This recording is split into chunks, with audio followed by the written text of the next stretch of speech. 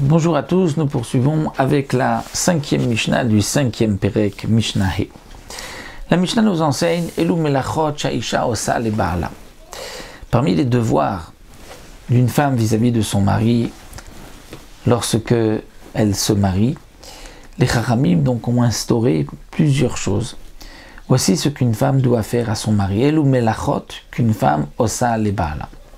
Tochenet, elle doit moudre le blé. Moudre le blé si c'est une petite meule à main.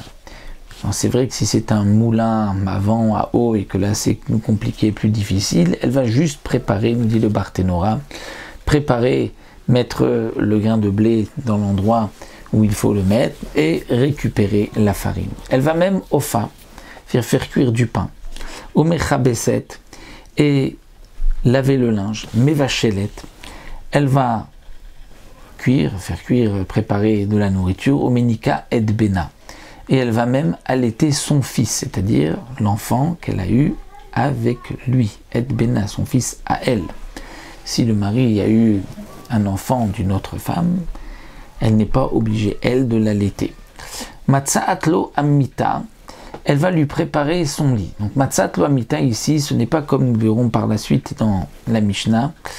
Il y a deux sortes de matzat lo'amita. Il y a matzat lo'amita ici qui est un travail, une tira, c'est-à-dire un peu comme si on devait changer les draps, arranger, sortir les matelas, pas juste bien arranger, faire le lit. Ici c'est plutôt changer, préparer, qui est une tira, une fatigue particulière. Vosa batsemer, et comme nous l'avons mentionné déjà dans la Mishnah précédente, elle va travailler batsemer avec la laine, elle va préparer donc des fils de laine. Donc ça, ce sont les obligations qu'une femme a vis-à-vis de son mari. La Mishnah, bien sûr, ne rapporte pas tout ce que la femme veut faire à son mari, puisqu'il y a d'autres melachot qui sont plus simples, comme lui servir son verre, lui mettre, préparer la table, etc. Mais la vaisselle, tout ceci, et même aller comme nous verrons par la suite, d'aller mishlichuto, c'est-à-dire s'il lui demande d'aller ici, là, apporter telle ou telle chose, la femme a le devoir de le faire. Donc ça c'est une takana, voici les engagements de la femme vis-à-vis de son mari, et la Mishnah vient nous dire que dans le cas où ichnisalo shifra achat, c'est-à-dire au moment de son mariage, la femme a apporté une nedunia, la dot, elle avait de l'argent ou des biens, de quoi acheter une servante. Donc ichnisalo shifra achat, elle lui a rentré une servante, elle est venue avec une servante. Bien, la Mishnah nous dit, dans ce cas-là,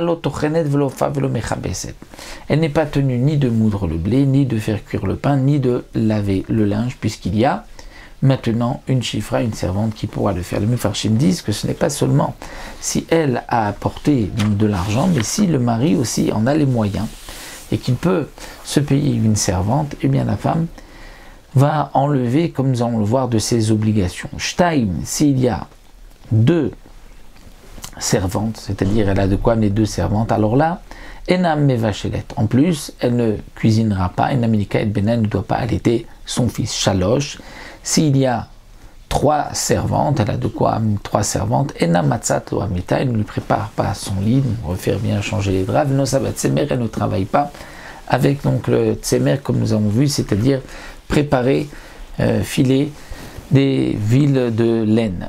Arba, et si elle lui a apporté 4 servantes, dans ce cas-là, Yoshevet Bekatedra.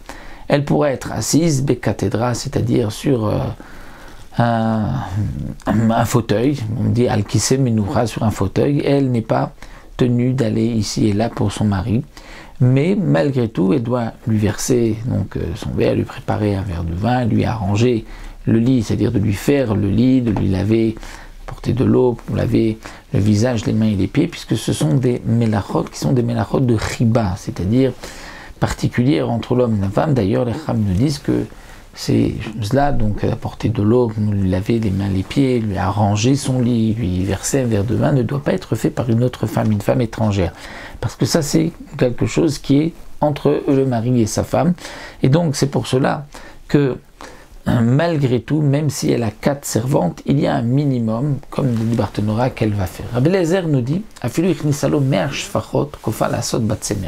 dit, même si elle a apporté 100 servantes, Kofa, le mari va obliger sa femme au moins à travailler, à préparer un peu donc, des fils de laine qui étaient les métiers des femmes à l'époque. Pourquoi?